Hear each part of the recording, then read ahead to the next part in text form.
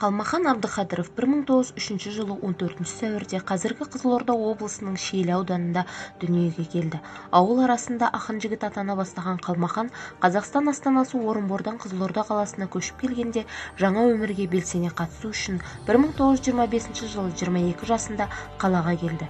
Еңбекші қазақ газеті редакциясына арбакеш болып орналасуы оның бұдан былайғы бүкіл өмірінің бағытын, мән-мағынасын айқындап береді. Халықтың ауыз әдебиетіне, шығыс хикаяларына қанық, әңгімешіл, ертегішіл, өлеңдетіп қоятын жас жігітті редакцияның қызметкерлері байқап жүреді. Оның қарымын аңдап, қамқорлығына алған би аға, яғни еңбекші қазақтың жауапты хатшысы Бейімбет Майлин еді.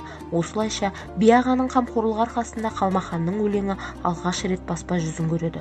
Бұл 1925 жылдың 10 тамызында еңбекші қазақта басылып шыққан Сырдария деген өлең еді.